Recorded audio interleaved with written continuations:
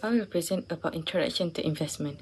What is investment? It is sacrifice or present consumption for potential future gain. Involve committing funds to asset expecting positive financial return. What is different between investment, speculation, and gambling? Because the three of these has the same purpose, which is earning income. For investment, it is based on a careful analysis, long term, such as a year, and also a moderate risk, because risk and return has a positive relationship. High risk, high return, low risk, low return. Speculation is a shorter term and has a high risk because of the limited analysis. Meanwhile, gambling is only based on luck, no analysis, and very high risk because you could lose your profit in a single case of dice. Investor goals. First, investors usually have personal goals such as getting insurance, buying a home, funding education, and preparing for retirement. Next, they also have financial goals, which include capital preservation. This means protecting their money from losing value, especially because of inflation. Second, capital appreciation. The aim is to grow their money over time by buying investment at a low price and selling at a higher price. Current income, investment one regular income such as dividend or interest. The last one is total return. This combine income and appreciation. So they want both growth and steady earning. Investment process. There are 4 steps. Step 1, set objective and constraints. Step 2, conduct investment analysis. Step 3, select securities. Step 4, build a portfolio. Thank you. Let me explain how the securities market works, focusing on the overview and the primary market.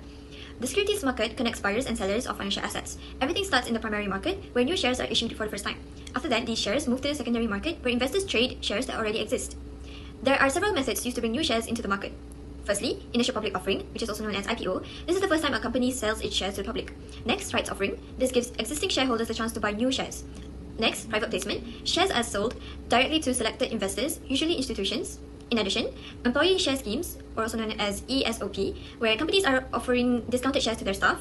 Lastly, bonus issues, where there are free shares given to shareholders as a reward.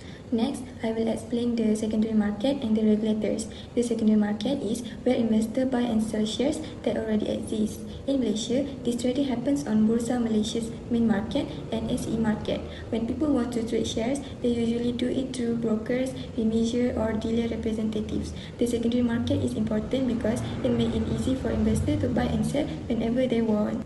Finally, the securities market is monitored by 2 main regulators. Bursa Malaysia makes sure that trading is fair and runs smoothly, while the Securities Commissions check the overall capital market, approve IPOs, and protects investors. These regulators help keep the market safe, organized, and trustworthy.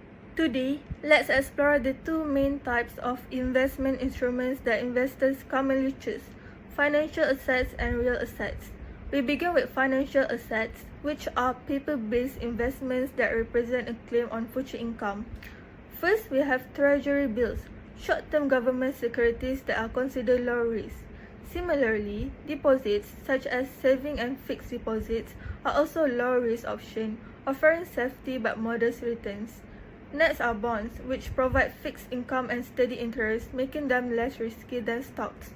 We then move to preferred stock, a hybrid between bonds and common shares, offering fixed dividends with medium risk. On the higher end of the spectrum are common stocks, which represent equity ownership and carry high risk but also high return potential. Lastly, insurance serves as a long-term tool for protection and savings.